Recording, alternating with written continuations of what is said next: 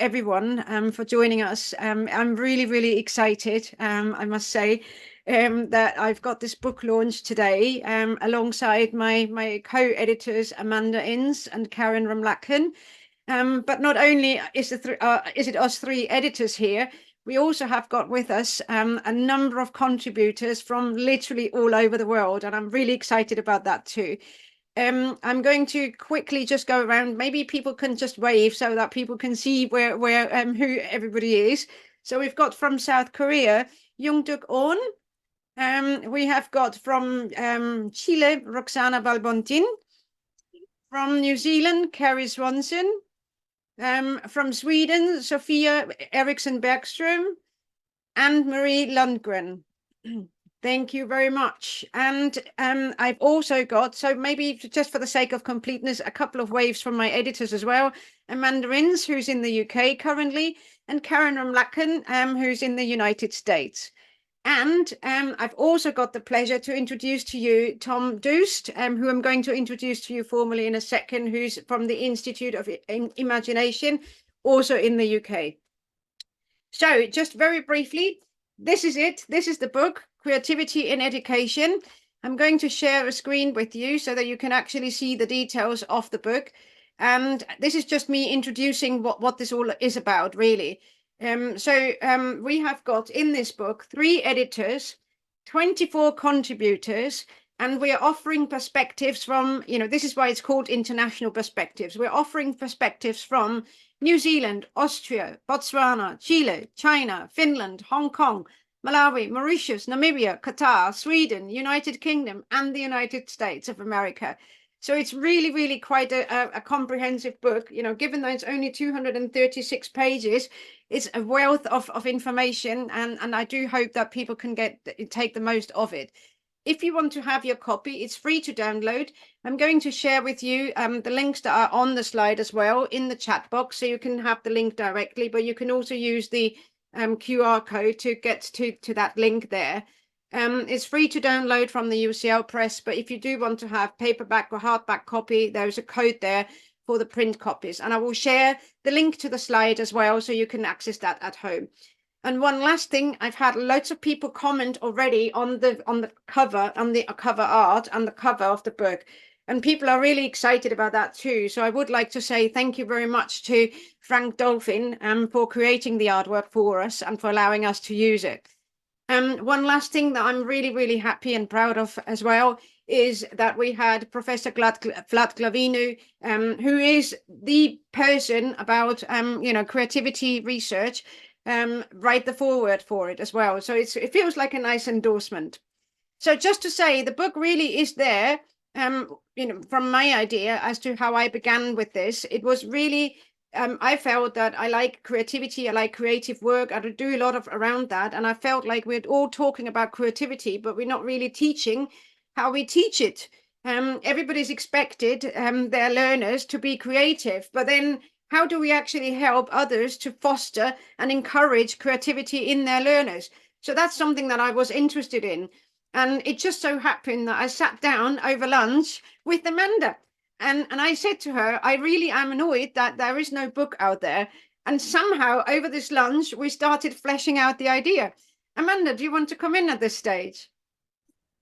Well, I was just thinking and reflecting as you started speaking there, Nicole, on exactly that, the lunch and the fact that food feeds creativity, perhaps. But yes, it was the start of an idea, and we were able then, I'm really excited that this book reflects the different networks that there are in education and across the fields, because as Nicole has said, she comes from a more creative perspective than I do.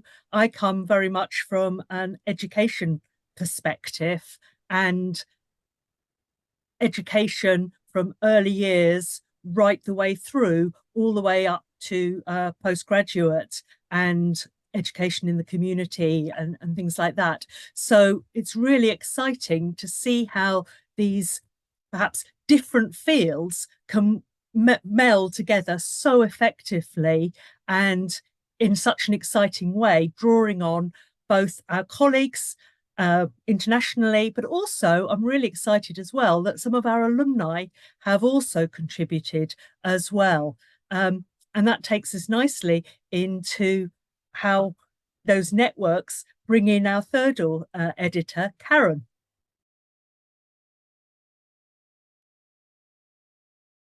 Karen, do you want to come in at this stage? Sure, thank you. Hi, everyone. Yes, and to just go along with Nicole and Amanda. So I was brought on too as my perspectives focus primarily on an interdisciplinary approach. So I bring in the notions of bridging literacy and policy, leadership and policy within teacher education, special education, and really thinking about it from a more systemic lens as I focus on educational leadership and policy studies, but from the lens of social justice, equity, and inclusion. So maybe later on, we can talk a little bit about that as well. Thank you very much, Karen and Amanda. Really appreciate that. So just to give you a quick outline of the rest of the session, what we're going to do is I'm going to introduce formally and hand over to Tom Doos to do a quick presentation first. And then I'll be introducing each sort of contributor and asking them about the key sort of approach or the key ideas that they had in contributing to the book. And then we'll open to a panel discussion, but also Q&A. If you would like to put any questions and comments into the chat function, please do. I'm keeping an eye on it. It's to the left here on the second screen, so I'm keep glancing over there when I see things pop up. So do engage with us because we want this to be an interactive session for you as well. Okay, so I'm now going to introduce to you Tom Doos, who is the Associate Director of the Institute of Imagination. Tom is passionate about the power of imagination, and through his career, he has designed opportunities for people, particularly children and young people, to embrace and apply their imagination in creative, tactile, and expressive ways. In order for the learner to be fully engaged, Tom believes education and learning must be playful and immersive. He draws inspiration from concepts like rapid prototyping and pedagogies like the maker movement. He's committed to social good and has only worked with in the non-for-profit sector alongside stakeholders, exploring ways in which people can feel empowered to make a difference to the world around them. The Institute of Imagination brings all of Tom's passions under one roof: creativity, experimentation, design, technology, and real-world and interdisciplinary learning. Now you can see already why I'm quite fascinated with Tom's work and why I have asked him today to contribute to this. So Tom, let me hand over to you. Thank you, Nicole. Good morning, everyone. It's a real pleasure to be here. And yeah, thank you for that introduction. As Nicole said, I am Associate Director of a UK charity called the Institute of Imagination, and we create the spaces, tools, and opportunities for creativity to thrive. And we do this with children and young people from very underserved and underrepresented communities, and with those who support them, like educators and teachers. And we believe that creativity in education, creativity in our lives, is fundamental to our capacity for imagination.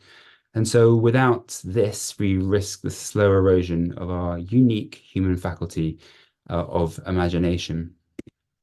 So let's start with imagination.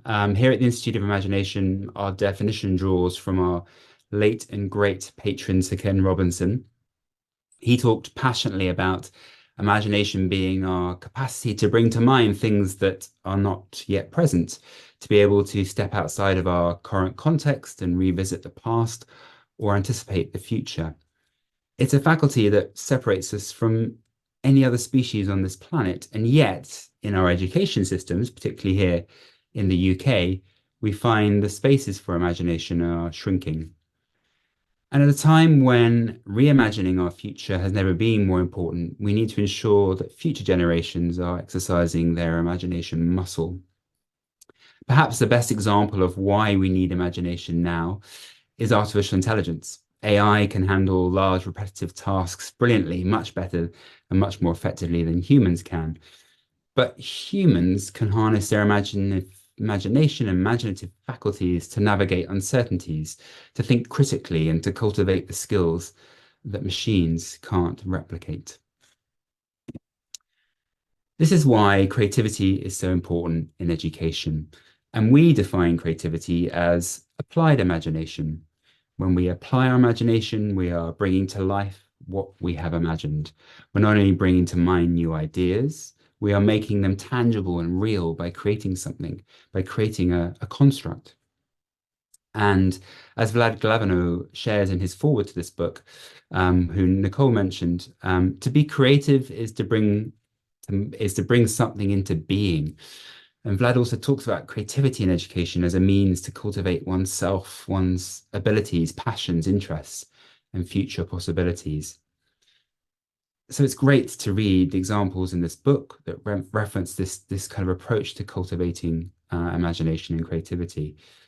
Today, many children are turning away from their education. Here in the UK, 1 in 5 are consistently absent from school, for instance. So we believe creativity brings the joy of learning back into education systems. And through imagination and applied creativity, we also open up possibilities for a better world. We believe that being able to imagine a more positive world is vital for the well-being of our children and young people today. In our work, we've co-produced a thematic approach to learning with students and teachers, giving children an opportunity to engage in real-world learning that is relevant to them and their lives. So here are some examples. For instance, in our Save, Make, Reinvent theme, we explore the circular economy through making activities like junk bots and animation. In our Imagine Me, Imagine You theme, we explore social emotional learning through balancing me sculptures, laughing automatas, and coding our emotions. Finally, it's important that we view creativity in education as something that underpins all learning. Creativity obviously isn't a subject, it's a competency. You exercise it, you apply it, you open up the space for it. And we place creativity at the heart of 8 core competencies that Ken Robinson highlighted as essential for the development of students in their learning. So as well as creativity, we have curiosity, that ability to be curious, to ask questions and explore how the world works. Or criticism, the ability to recognize information and ideas to form reasoned argument. Or compassion, the ability to empathize and find empathy with others and to act accordingly. So the timing of this book is absolutely crucial at a time when world events are rapidly changing and possibly overtaking our curriculums. The OECD's PISA framework now includes creative thinking as an optional assessment. And over time, this will hopefully influence policy, education policies around the world.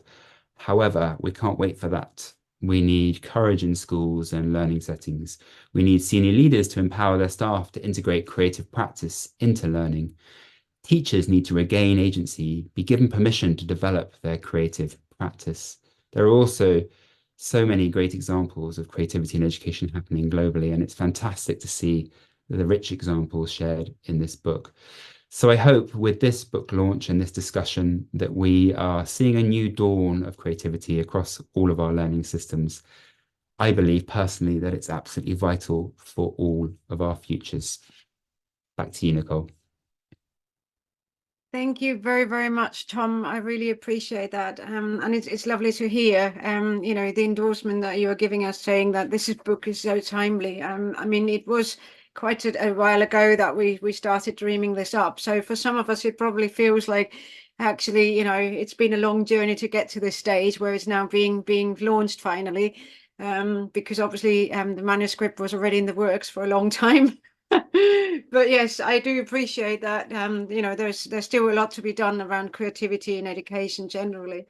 So thank you very much, Tom. Let me now introduce to you the contributors to this book, and I think I'll be doing it in the way that they appear in the book itself. So the first chapter, the first kind of country perspective that we're getting is the chapter from Sweden. So I'm going to invite our Swedish colleagues to just introduce very briefly their contribution and what the key argument is in their chapter, if you like. So may I ask Sofia, Sibylle Kuhne is here now as well. Sibylle Menzel-Kuhne, can you give us a wave? People haven't seen you earlier because I know that you were teaching. Can you just wave at us briefly so that people can see you? Thank you.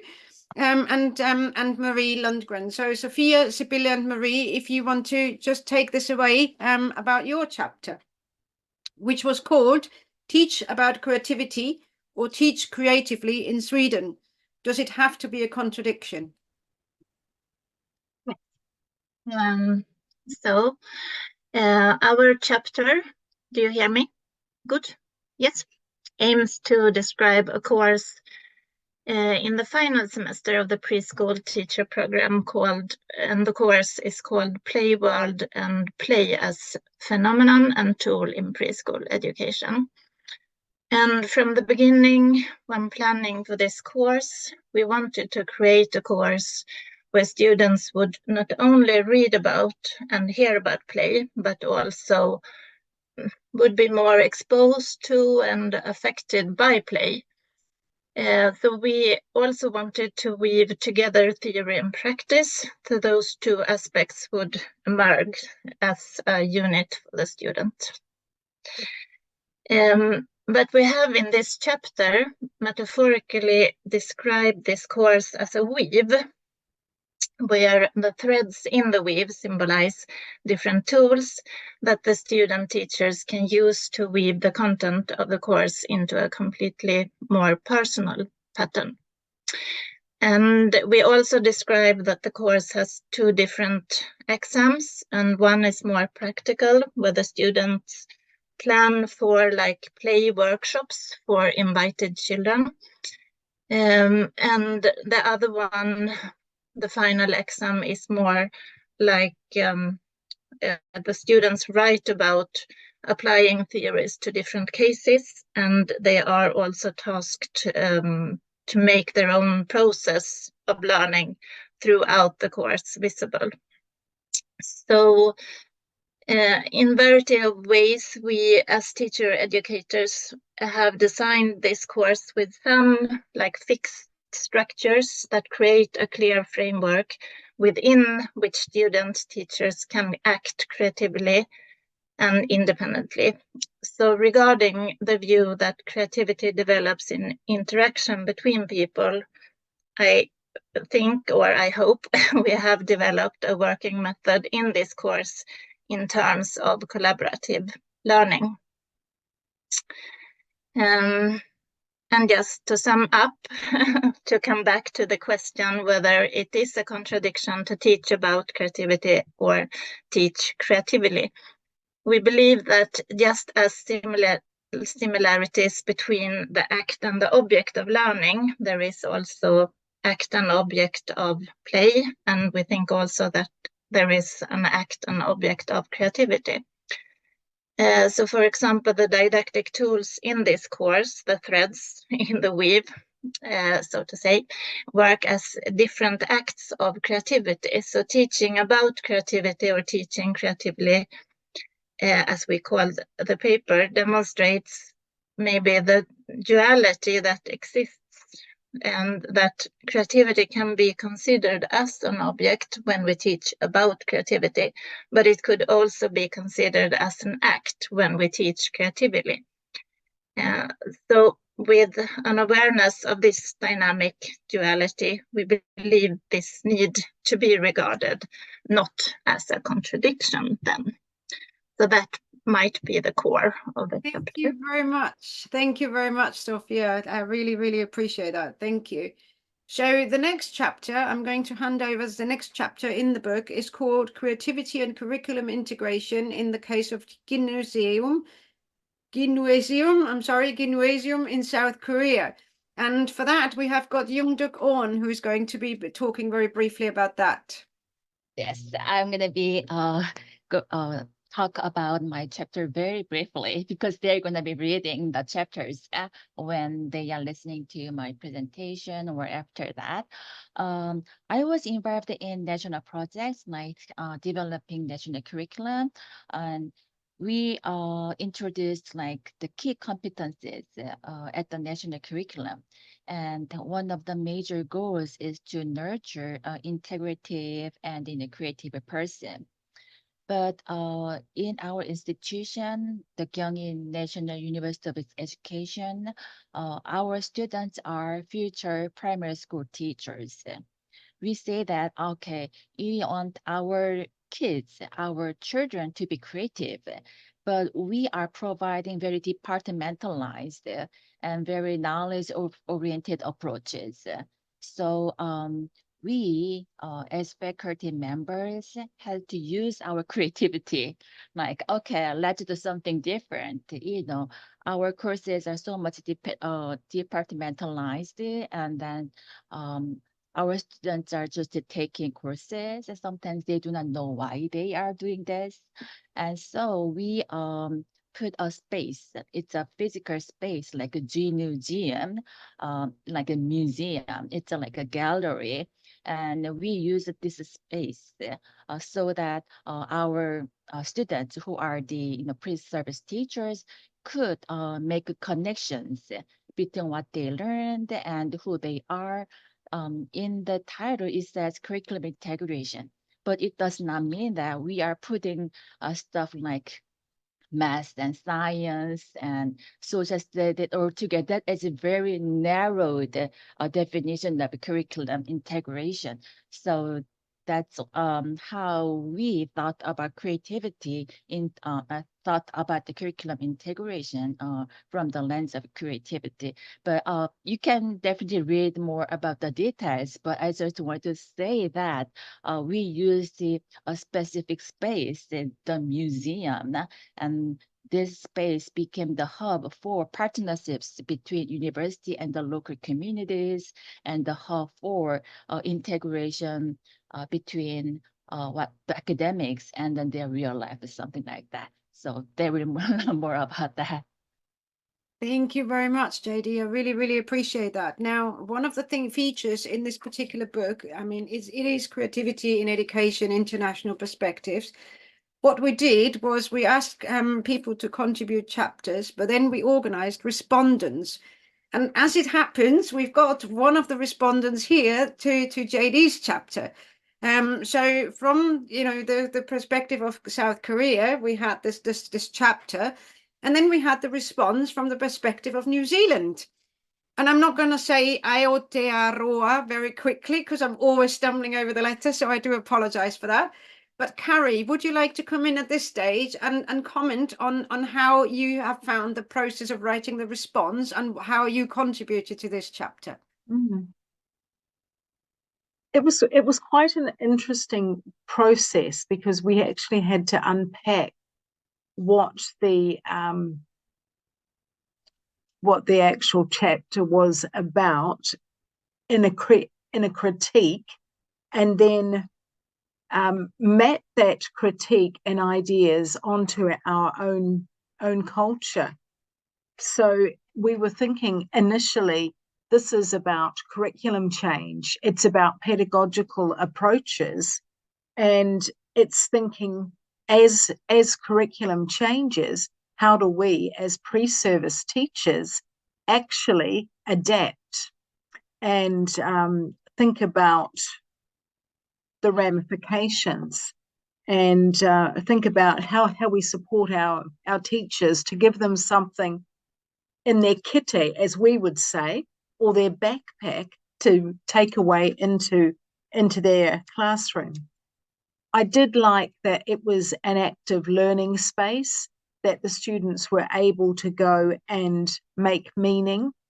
And there was the collaboration that came forth in your chapter and, of course, in the previous one.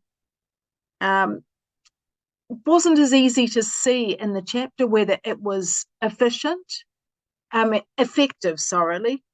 wrong word, because we couldn't quite see whether your students actually gained efficacy in creativity, and that was where we would have liked, and I think from both Roxana and my perspective, some more data on was it effective. But there was definitely similarities between New Zealand and South Korea in that we do both have creativity in our curriculums. I think our curriculum's a little bit less prescriptive, and we can actually embed creativity in our curriculum. But just like you, we need to help our students become creative and think about how we can actually help them in their practice. And that might be through curricular integration, using the arts, and being involved with that as we're actually teaching.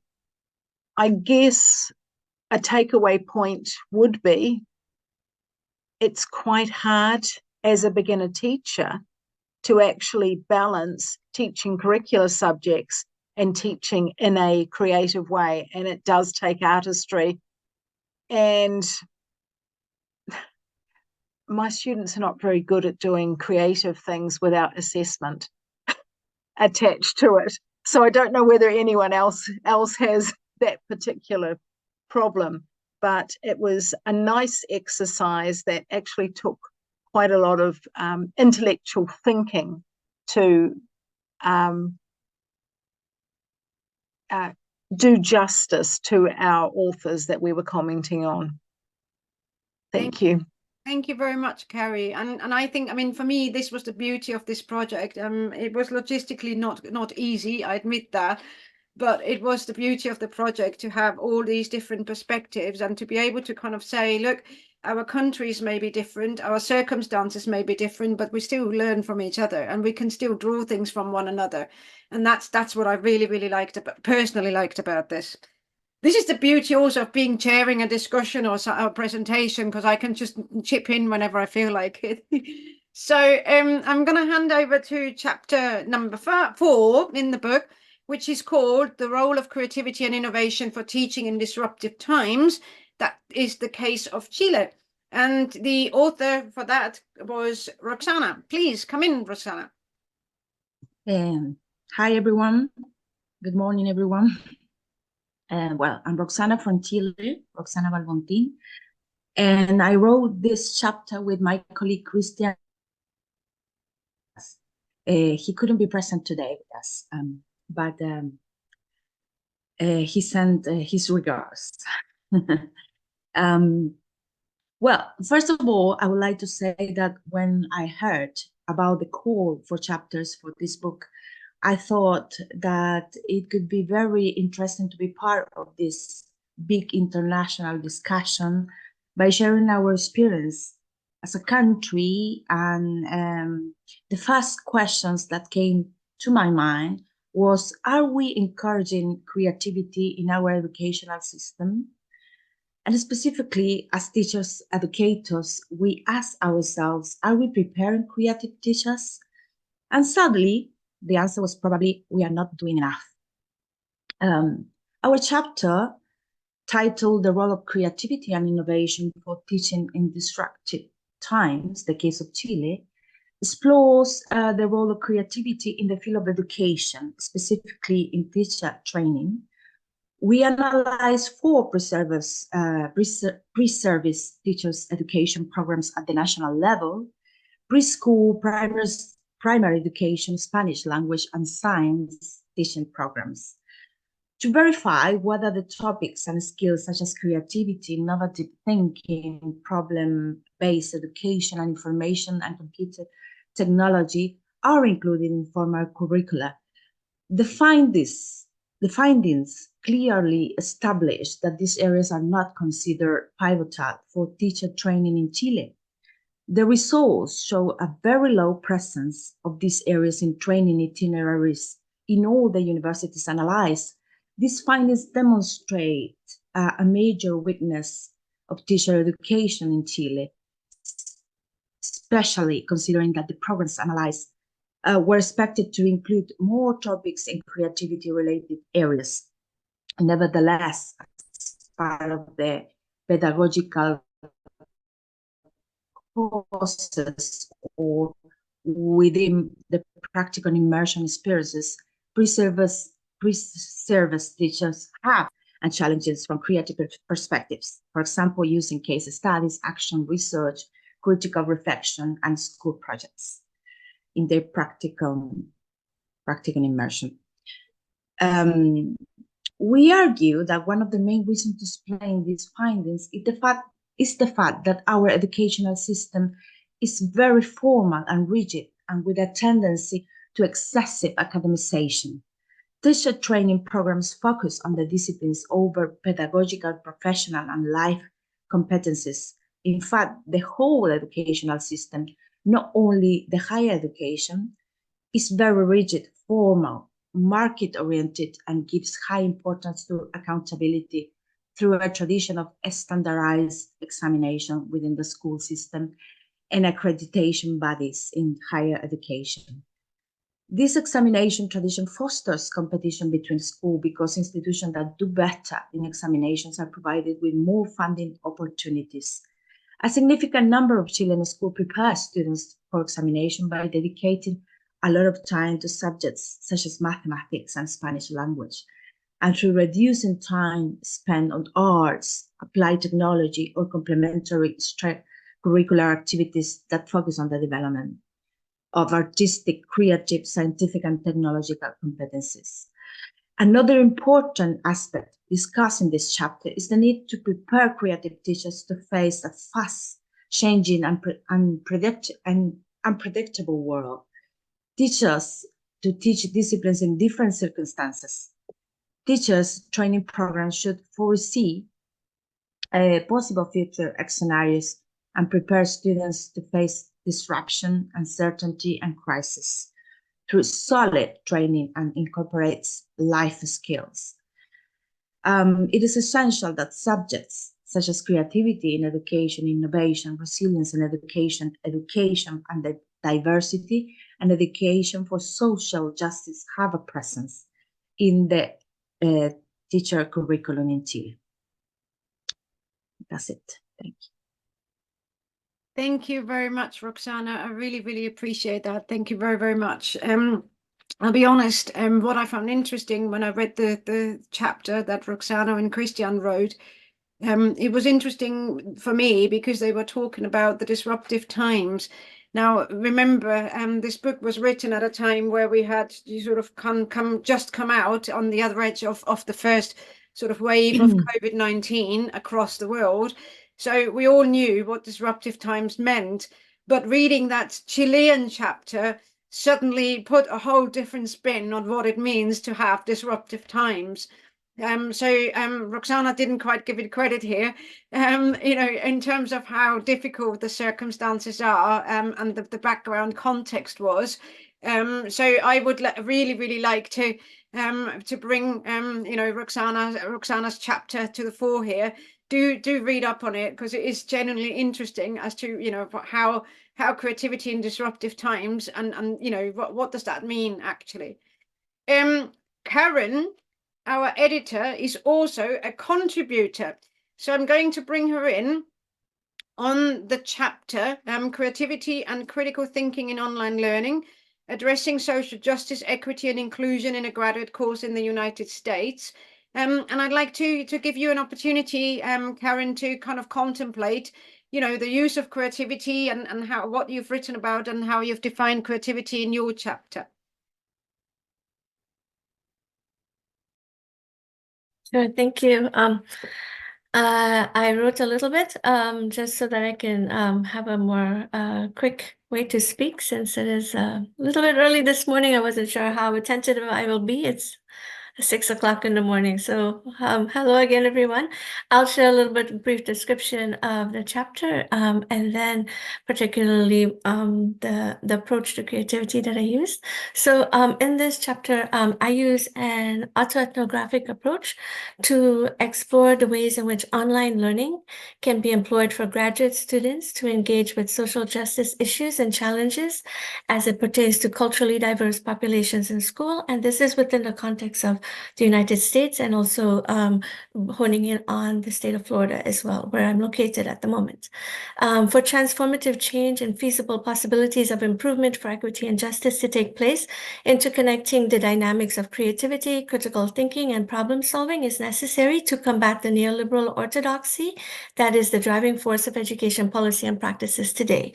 In this chapter, I share examples of their final project, that's students' final projects, which is a creative representation assignment that encourages students to demonstrate cumulative learning in original ways. Really quickly, this is a graduate course that attracts students from educator programs and leadership preparation programs for master's students. So in this, I use critical thinking for deep engagement with theories, the extant literature, and critical self-reflection. And also I encourage interconnections with their own experiences, histories, cultures, perspectives, and values, because all students bring their experiential and cultural assets with them to the schools, and in this case, within the university class. So particularly shared are examples and descriptions of students' demonstrations of creative representations of learning through this final assignment that is focused on equity, social justice, and inclusion. 3 particularly are explained. One is a board game that focuses on school leadership. The second one is a podcast or a series of podcasts focused on social justice. And the third is a newspaper that was developed focused on civics curriculum for equity and inclusion. So these are examples that provide instantiations of students' constructions of equity, social justice, and inclusion in relation to curricular issues from within context as practitioners in schools. So that's briefly about the chapter. If you have questions about it, I'm happy to go into it a little bit later on. With regard to the particular approach that I use, I did focus in on, and I apologize if I say his name wrong, Professor Glavinow's approach to the sociocultural phenomenon of thinking about creativity that is much more embedded in learning and thinking about how to use different ways of engaging through people's societal, cultural, political, historical, and all of these different facets that engage in their learning. And so those are the ways in which I use that. I can also speak more particularly, but I know I'm a little bit short on time. So as we go through, I'm happy to jump in and interject as needed to talk more specifically about the approach and the specific aspects of the different part of his theory that he spoke about in his research. Thank you very much, Karen. Thank you very much. Well, this is everybody that we had agreed to contribute today to today's session. Just for the sake of completeness, I would like to give a shout out to some more contributors who are on the call as well. That's Lisbeth Bullough, Rosemary Davies, and Sally Windsor, who have all contributed to chapter 3 in the book, which is called Bringing Books Alive, Working with Children's Librarians in Qatar. Liz wrote the chapter, and both Rosemary and Sally provided responses to that. Rosemary wrote from the perspective of Malawi and Mauritius, and Sally wrote from the perspective of Sweden. So just for the sake of completeness, I would like to mention them as well. I'd also like to give a shout out to all of the other contributors that are not here today. And, you know, like Roxana said, Christian sends his regards, but other people actually asked me to sort of send their apologies as well. We do have some more interesting chapters in the book that we haven't talked about today at all. There's one on China, and then there is another one on New Zealand. And I think, you know, generally, I mean, I must say I'm quite proud of this, of the achievement of this book. So I would like to kind of open this space up now and try to enter a space of where we can have a little bit more of a discussion. And I know that there's a couple the sort of comments in the chat function as well. But please do feel free to let yourself be known and unmute yourself and come in and ask the questions directly. If you're not happy to do that, I'm happy to ask the question on your behalf, but it'd be nice to actually hear and see you as well.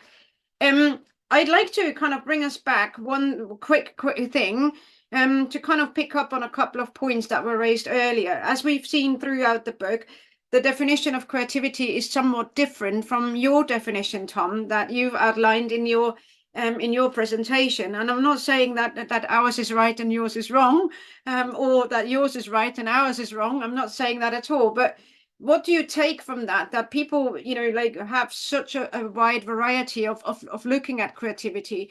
Is that meaningful, or is that actually hindering the process of developing creativity? I think it's meaningful. I think it's meaningful because we have all been advocating today the importance of engaging in creativity. And sometimes when creativity is defined or perhaps narrowly associated with something, then there are barriers to being creative or engaging in creativity. So, traditionally, perhaps people in the education sphere see creativity relating to the arts or to culture, and of course it does. But we would argue that it extends beyond that, way beyond that, across all subjects in an interdisciplinary way. It underpins everything we do in terms of how we learn. And I guess, in terms of our definition, this kind of concept of applying your imagination, engaging in a creative act so that you can bring your imagination to life, that really kind of extends your learning and engages, children and young people in their learning. And so I think having a broad definition is good. I don't think we need to, hang our flag on one definition. But I do think it needs to be in consideration of how can this enhance children and young people's learning. Thank you very much. Thank you. There's been one comment in the chat earlier saying, I was wondering about possible integration of art school teaching practices. I mean, again, this goes back to, Tom, what you're saying about the different kinds of definitions and how we define creativity. But there's this kind of idea, many of the qualities that we've talked about are foundational. Perhaps co-teaching sessions with creative practitioners. Have we had a chance to, the person hasn't had a chance to read the book yet, but is wondering whether there is something there. I'd like to bring back in JD, if I may, at this stage, because JD, you were working specifically in that kind of art space and the gallery and the museum. Would you like to comment on that a little bit as to, how, because you also did some co-teaching, and can I also bring in at this stage our Swedish colleagues, Sophia, Sibylle and Marie, because you were also talking about co-teaching in your chapters. How would you respond to that? Are you bringing in art school teaching practices, or how did you actually engage with the creativity in terms of that co-teaching context? Okay. In terms of the artworks that we shared with our participants at the Museum, we definitely invited famous artists, and then they kind of presented, or how should I say, displayed their artworks, great artworks in there. But our participants were not just going through all the artworks. They kind of recreated the meanings. They kind of had a dialogue with the artworks. I don't know how to put it. Like, it's not just the viewing; it's more of their own interpretation of the artworks. And then they recreated. For instance, they made fantastic stories based on what they saw from the artworks. So in that way, it's gonna kind of spark their imagination and their prior experiences or their feelings, but it just not be confined to talking about artworks. So there must be kind of recreation of something from the participant's viewpoint.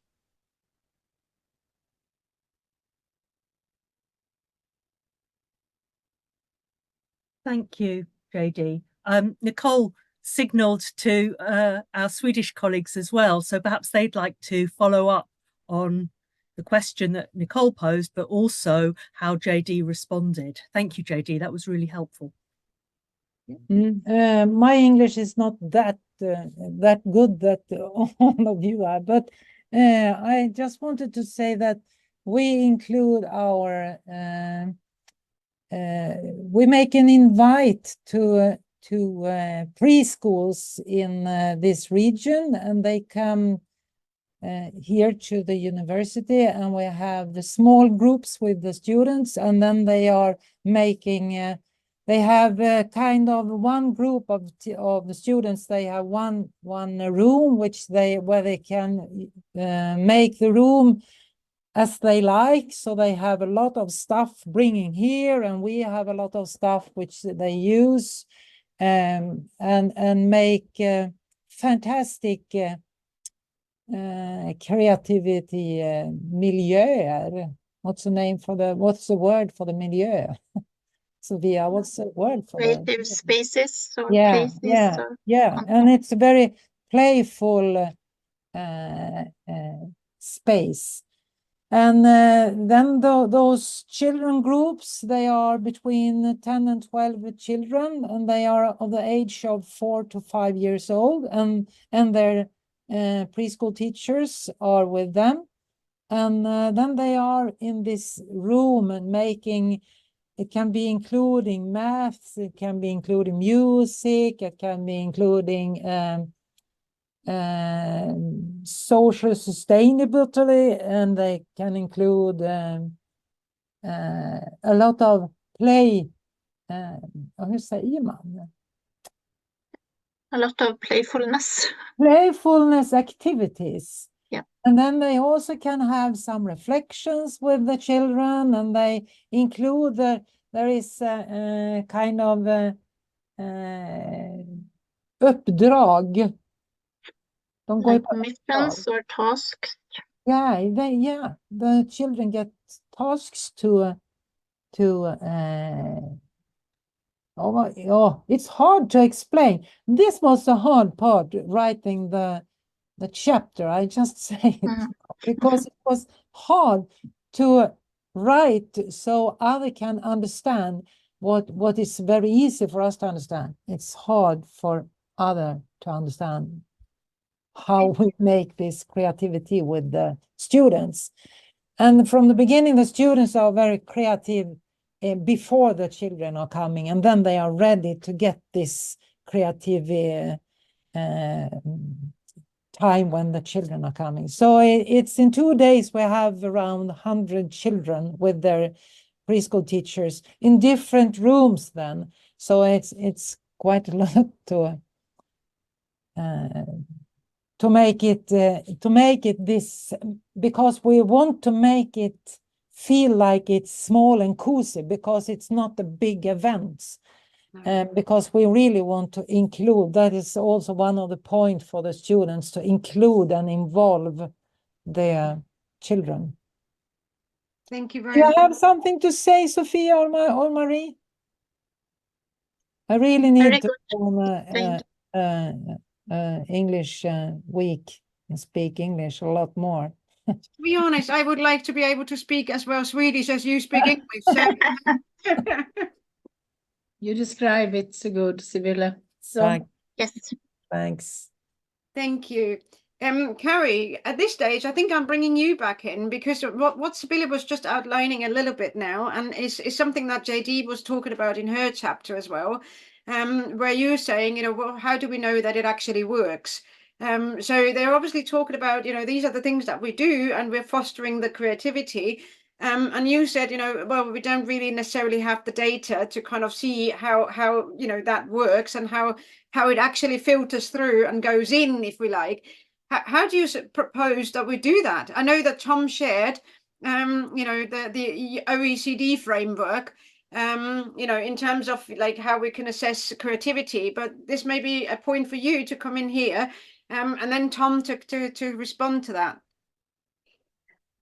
I went back in time to actually thinking about key competencies. and coming in from, and that was actually drawn in from some of the work, Yundok, that you talked about, and that you were looking at the key competencies, and that interrelates to creativity. I don't know about your direction, but we were never meant to assess key competencies in New Zealand, and it's gone into the tick boxes. And it also relates perhaps to the arts, and I've just glanced at the dance sort of chapter, that how do you assess the creative spark?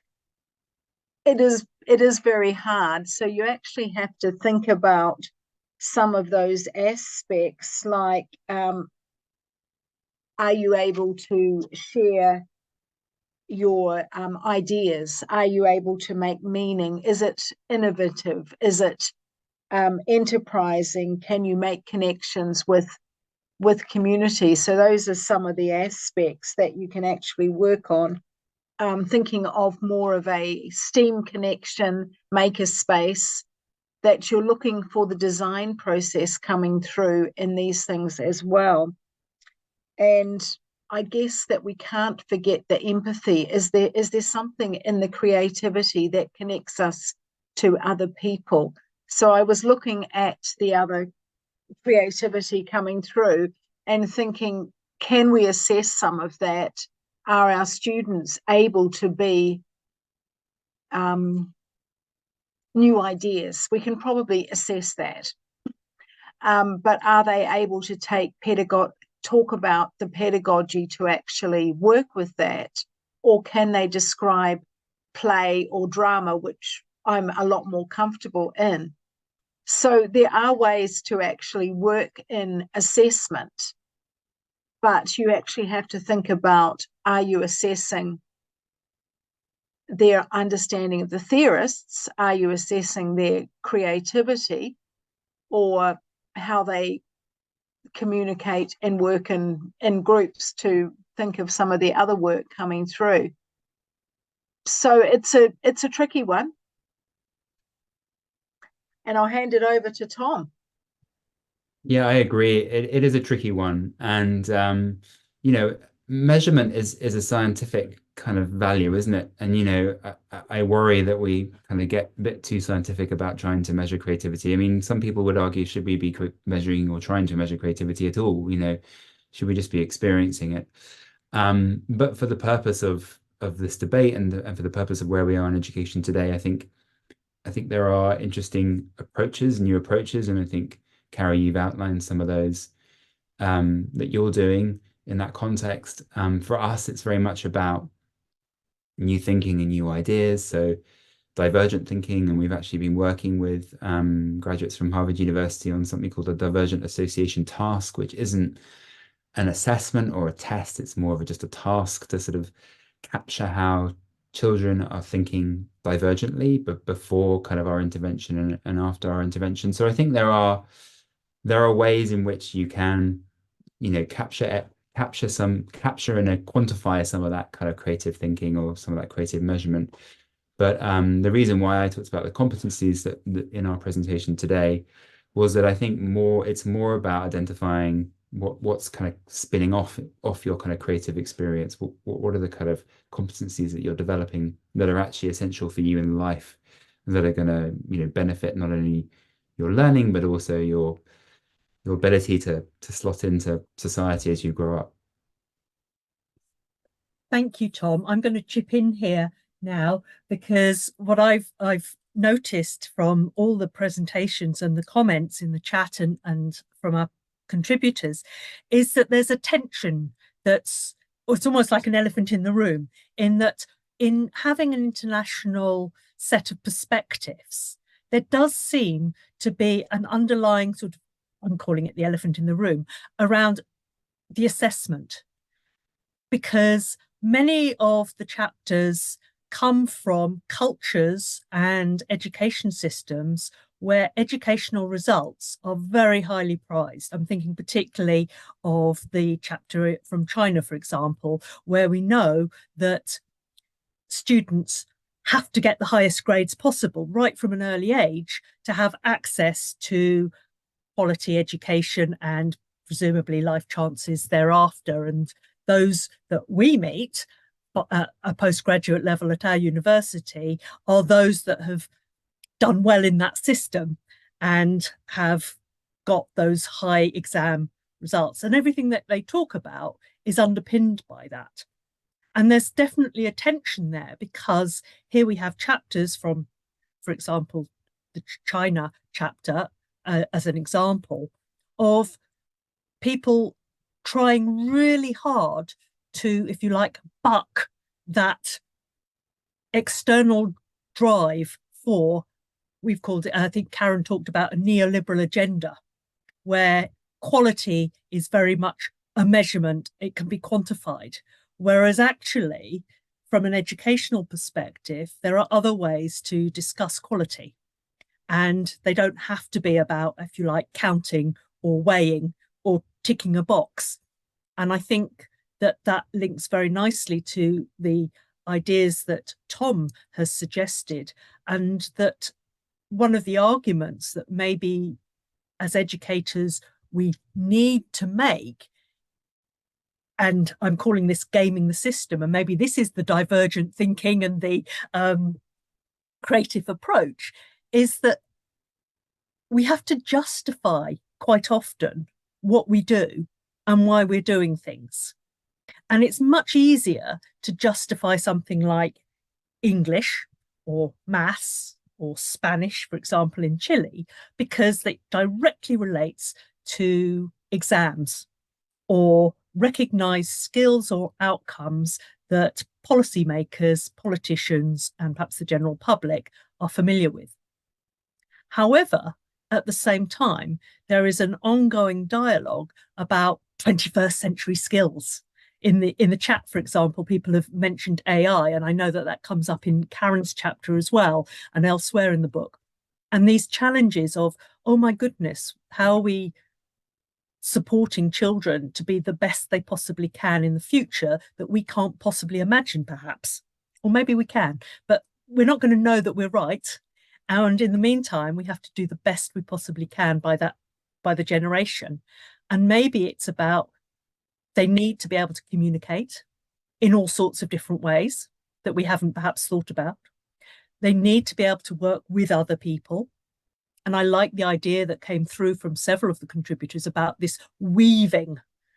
Now, New Zealand has that very embedded in their curriculum, that they actually call it, and I can't pronounce it, I'm afraid, Te Wahiki, I think, but somebody will correct my pronunciation, but that woven mat for their curriculum. And I think that perhaps what we need to do as educators at whatever level, in whatever context, is that we need to create an argument that weaves creativity into everything that we do through perhaps the language that people understand of competencies or results or skills, but in a way that creates the values that we think are important. And that's about that divergent thinking. It's about problem solving. It's about the different ways in which we've interpreted creativity throughout the book according to our own cultures, contexts, values and beliefs. And I think that's the power of the book, that we are diverse as a group. We're coming from slightly, different systems, different parts of the world, different languages, different embedded practices. And yet there is a common cause. There's a common desire. And I think that actually there doesn't need to be one right way or one approach. I think that divergence and that variety is really important. And actually that allows us to solve problems and to support children and others to be creative, which personally I think is absolutely crucial for whatever comes next. Thank you very much, Amanda. I think at this stage we should turn back to Karen, because you mentioned Karen's chapter a few times at this stage. And Karen, I know that you were writing in your chapter about some of the difficulties that in your context. I mentioned the disruptive times in the Chilean chapter, but obviously the United States has also had its fair share of difficulties recently, haven't you?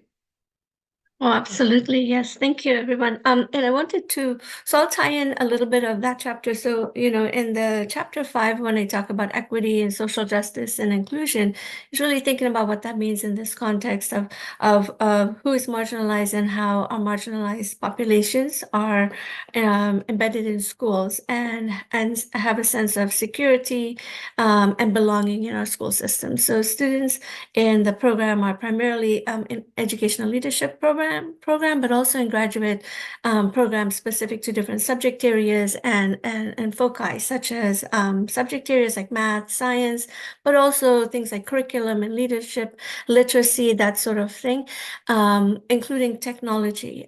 So when I have students in this course, they are very much engaged in thinking about what are these curricular issues as it's embedded in their localities, but also through the lens and through their experiences of which they bring, which is one of the ways I talk about the tremendous value of creativity in transforming education and educational systems to what may be in preparation for future generations. So one of the things I wanted to bring back to the conversation was my approach to using Leavenworth's approach in 2019. So there are a few points of significance there, and I wanted to share really briefly the 4 aspects that this is embedded within, but also to think about this from the larger context of the book and different perspectives around the world, but also within this conversation. So first one is that creativity is culturally mediated action. Second one is that creative action is at all times relational. The third one is that creativity is meaningful. Then is creativity is fundamental for society, and that creativity is dynamic in meaning and practice, and that researchers have a social responsibility. So these are the different aspects that are engaged with in understanding how to transform educational systems using creativity and creative capacities to address, you know, issues of relevance for the times, many of which are politically and ideologically embedded within our systems. For example, there are a lot of polarizing issues that are talked about in the chapter in this context. But as that relates to not only this chapter, it also relates to future thinking about it, which is in our conclusion chapter about how to move forward with understanding creativity in multiple directions and different perspectives in localities and understanding learning spaces that are not just in the schooling system, as we talked about the chapter in the library. So if you in the chapter itself, in the conclusion chapter, what we talk about is that this focus on equity and inclusion and social justice also leads to embedding the inclusion of epistemologies and methodologies that are not traditionally incorporated. And one of the comments in the chapter talks about indigenous populations. And that is one of the areas we talked about needing more perspectives and viewpoints about. So indigenous practices, Black creative educational experiences, hip-hop pedagogy were brought up, coloniality and its shaping of education systems that typically are sidelined in these non-Western perspectives. And these are areas to also that we need more work on this, but also in engagement with technology, which is an area that is emerging and developing quite rapidly, but we see a great space that this can happen within, and thinking about advancements not only related to artificial intelligence, but virtual reality, augmented reality, mixed reality, and all of those other spaces, and to take it beyond the STEM-focused areas and includes art space and science and theater, and also non-traditional localities of what a learning space is. So that is one of the areas that we see as important to addressing, not only for teacher preparation, but leadership preparation in terms of understanding what that would look like. So I hope my bit of rambling made some sense. So thank you. Thank you very much, Karen. And this is perfect because it actually leads really nicely into the question that Macarena Lara has for us. Macarena, do you want to come in now? Yes, thank you. I'm talking from the Netherlands, Erasmus University Rotterdam. And thank you for sharing your international perspective. So now I'm very curious to know if you could share any concrete example about the interaction between creativity and these emerging technologies. Thank you very much. And the short answer is not in the book. That means we have to do another one. So, you know, here is the food for thought for everyone. Like Karen just outlined, we do have a number of good contributions and good ideas and plenty of things to talk about and plenty of things that are being discussed. But like Karen said, this idea around technologies and augmented reality and virtual reality is something that wasn't quite as strongly featured in the book this time round. So that's just the short answer of it, but that doesn't mean that we can't think about it. And I genuinely believe that, you know, again, we have to think about how we actually go at it creatively. So it's going back to this question that the Swedish chapter raises, you know, is it about teaching creativity or is it teaching creatively? And I think it's trying to kind of embrace that definition of creativity, that we are opening ourselves up to a number of different things, and that we are, you know, looking outside the box and thinking outside of the box as to what else could we do. How you would be happy to collaborate in a future book, right? I'm loving it already. You know, who knows? We may actually be able to kind of put something together. Thank you very much. I appreciate that offer. Tom, this is a call for you too. The Institute of Imagination. Who knows? You may want to get involved with the innovation unit at Erasmus. Yeah, no, definitely make that connection. And I would say, you know, Karen touched on it, that these kind of new tools and technologies that are available, it's an exciting time for creativity and imagination. You know, the capacity to actually bring to life some of these worlds or imaginings that you're having through technology is a really exciting opportunity for students in their learning. And so, for instance, some of the work that we do on mixed reality, augmented reality, and virtual reality is allowing children not only to consume content in that space, because that's become quite a mainstream technology now. It's used a lot in gaming, for instance. But how can you get them to become makers of mixed reality, virtual reality, augmented reality, and how do you teach them, you know, or give them the opportunity to engage in some of the tools that are there? So we've been using an application called CoSpaces, which allows you to create virtual content and then view it quite quickly in a 3D environment, in a virtual space, and it allows you to code within that content as well, so that you are becoming makers of that creative digital technology as opposed to just consumers. So I think it's very exciting. And if you then look at that in the context of the world of work and industry, you know, in this country, our creative industries are a huge engine of our wider industry, of our wider economy. And more people entering into the creative industry need to be multiple skilled, multiple disciplinary working. You know, you look at the films that they create today, you know, the number of different kind of careers and professions that are needed to sort of bring those films to life, I think just demonstrates that there is a hunger and appetite for careers in this space, and STEAM was mentioned as an acronym. It's you know, beyond STEM, but yeah, children are going to need multiple discipline sort of understanding as they go into the workplace of the future. Thank you. I think that also, sorry, Nicole, I was just going to chip in very quickly and just say that also underlines the need for a really wide understanding of creativity. I think in the past it has been very limited to what have been seen as the traditional creative areas like drawing, painting, music, for example, whereas actually we know that you don't need to draw and paint necessarily these days because technology can do that for you. What you need are the ideas that you can then harness these various tools and use those as creation. And I think it's fascinating to find that art graduates are now working in factory conditions, I'm going to say, creating illustrations and work on a shift basis for various gaming companies and things like that using their imaginations to create this content. And because of deadlines, it's actually like a factory. And we would never have imagined anything. Well, I personally could never have imagined anything like that. When I was growing up, creativity has definitely expanded its range and boundaries. And as Tom says, has a really important place in most economies, but not necessarily a place that is visible to the general public or to the policymakers. So it's really important that we equip, I think, our educators with the skills to support the development of creativity, as well as the children and young adults that we work with. Thank you. And I agree with what you're saying. I mean, I just want to kind of go back to what Tom was also saying about the programming or the coding side of things.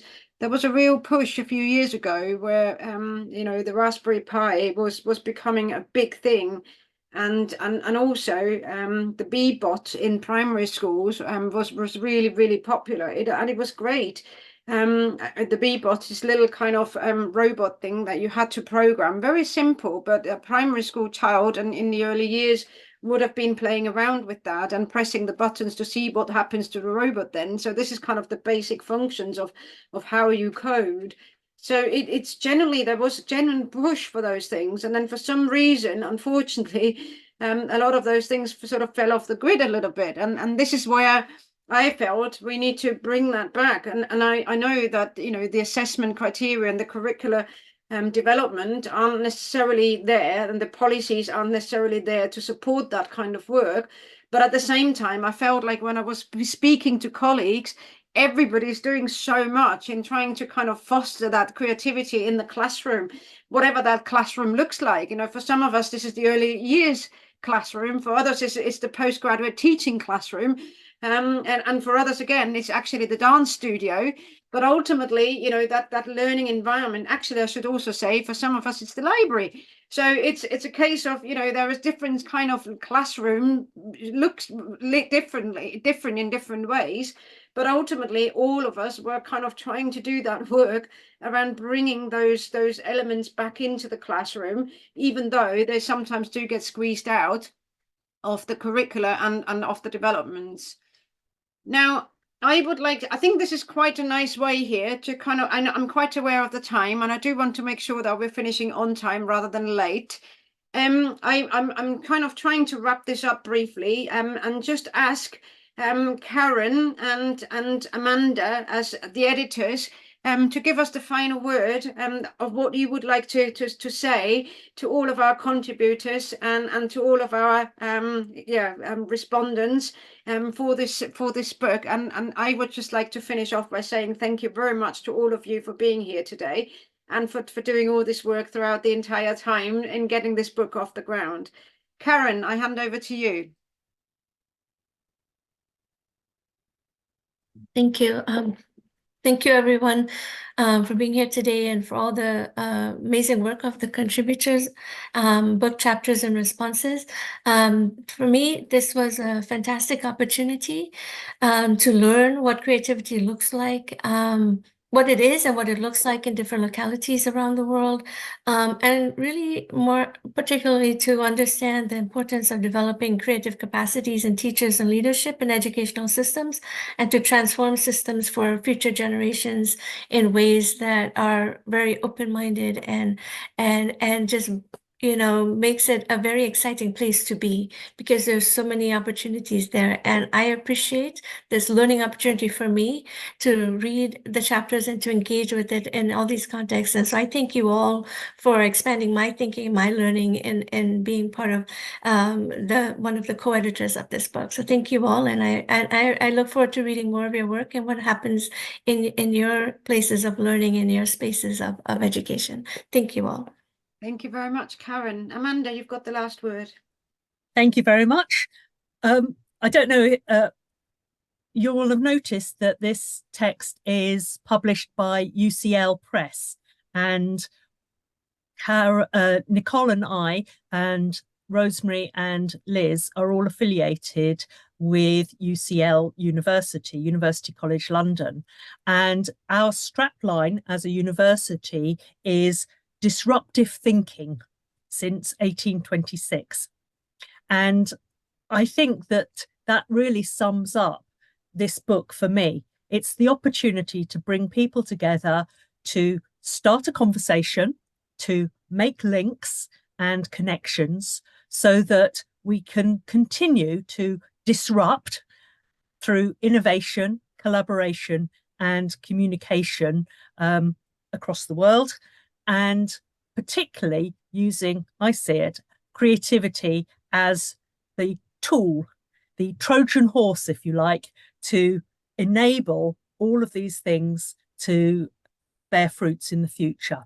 So I'm delighted to have, as Karen said, worked collaboratively with everybody, but I also am delighted that this event today has opened up further connections and potentially further connections and opportunities for people to communicate, collaborate, and I hope to engage in some creative thinking in the future. So thank you all very much.